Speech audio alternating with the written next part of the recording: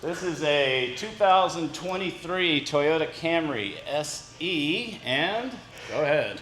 Yeah, this gentleman, pretty straightforward, man. It can happen to a lot of people, honestly, and it happens seemingly with 1234 refrigerant. This car, he parked it at work, got out, said it sounded like he had a coolant leak or something, you know, effectively letting go, hissing and making noise. And he honestly said it was gurgling. It sounded like maybe he was losing coolant. Took a look underneath the vehicle, no coolant loss. He noticed when he came out from work, he had no air conditioning. So we hooked our pressure testing system up to this, because when we hooked the gauge set to it, it was 0 pressure, atmospheric. Hooked up the pressure testing system to it, went ahead and fired it up. We got up to about 120 PSI in positive pressure. We could hear it and feel it. He had caught a rather large rock, had come through the grill and punched a pretty big hole in the condenser. Let's see if we can see down in there, guys. I think you can see it right down in there, right above that leaf right there. Almost got it. There we go. You got, yeah. Yep, there it is. You see it?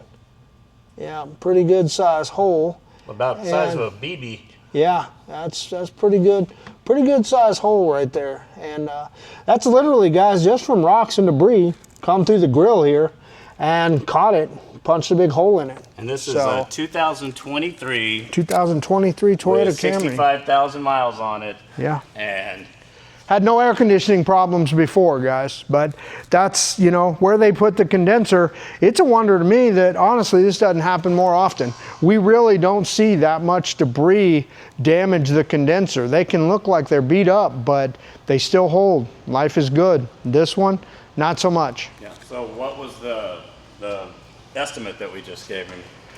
This vehicle, we've got the option, man, for this car. We can get a Toyota factory unit, replace that condenser.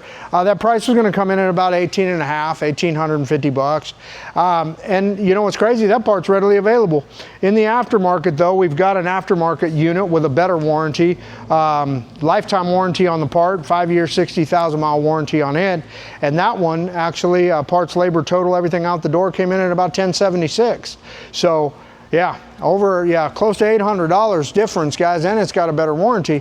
That factory unit for that $1,850 has only got a 2-year warranty, guys. So you're actually better off going with the aftermarket, in my opinion, anyways. Yeah, definitely. You know, they've got a better warranty. You know, if you treat your suppliers right and they treat you right, at the end of the day, they're going to stand behind their product. They have a lifetime warranty on this. So, you know, if our customer was to have an issue in the future, we're covered. So. Okay, so we found the culprit. It was sitting down next to it, and it's a perfect fit. 5K active run something or other. You can see it did a pretty good amount of damage on that thing right there.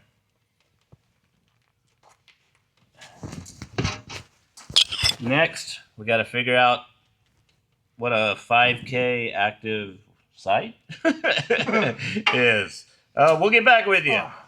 All right, so we got the new condenser put in, and we're good up top. They actually gave us a fastener up top you can screw in. Down here on the bottom, their infinite wisdom, not sure if you can see that, but they decided that the high pressure hose needed to be attached with this little clip. It is one-time use, which means when you go to take it out, do not attempt to save it, guys. It is not going to work. They typically crumble. But if you could get it out, it's one-time use, okay? Do not reuse it. The high pressure on the low side of this, or actually it's on the high pressure side of this hose, but the pressure from that, man, will cause it to blow apart. We've seen it. It's common. It happens often, especially when these things start to get worn. Not the greatest design by a long shot. And this is on a 2023 Toyota Camry SE. Right. It's on every Toyota, guys. I haven't seen a single Toyota yet. We started running into them originally on the RAV4s. We've seen them on the new Celica. We've seen them on the Camry. We've seen them on every Toyota since 2017, 2018. So I imagine Lexus is pretty much in the same boat, right? Yeah, Lexus is going to have these as well. So typically if you're replacing a part, like we're replacing this condenser because, you know, as Jay showed you, it got cut, they typically will give you a new clip. Okay, if for some reason you don't get this clip, you need to get in touch with the dealership, get one, make sure you got a good one, and when you put it back together, make sure it snaps in place and that you cannot wiggle it out. Okay, it goes in once, it's not going to come back out, but you need to make sure you snap it in, that everything's seated, that you give it a good wiggle, that you're trying to kind of pull it. You want to make sure it's not going to come out. Okay. So And what were you saying about the high side and low side pressure up there? yeah, so the low side of this condenser is put in with a fastener, a metal bolt. The high side is put in with a plastic clip. Tell me how much sense that makes. Wait, the high side's under a lot of pressure and the low side's under low pressure.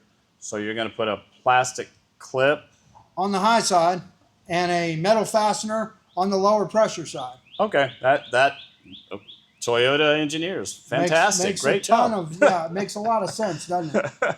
Awesome. So And what about getting access to it up here? yeah, once you get the top side apart, you still got to get to this thing, and it's right here. Looks real simple to get to. Okay, it's a hard line. Goes in here like so. All right, clips in with your clip. This goes in. Everything snaps in place. But it's a hard line. But in order to access this, there is a secondary lower section that actually tucks in the bumper here and runs from here to here. And then to get that off, you got to take that one off, which of course is the primary lower valance that runs from the front all the way back. So yeah, they didn't make it real easy to get to, on top of the poor design for the clip. But yeah, it's not it never ceases to amaze me, guys. The engineers never cease to amaze me. Well, the thing is you're going to fix it and you're putting the same plastic clip back in that had the problem to begin with. Right. So there's not a fix. Yeah, there's not a fix. The craziest thing, you would honestly think maybe let's make these out of spring steel. At least if we make them out of spring steel, we could collapse them and pull them out, and they would be able to be reused. Plus, they would be a whole lot more resilient. Plastic and heat do not mix.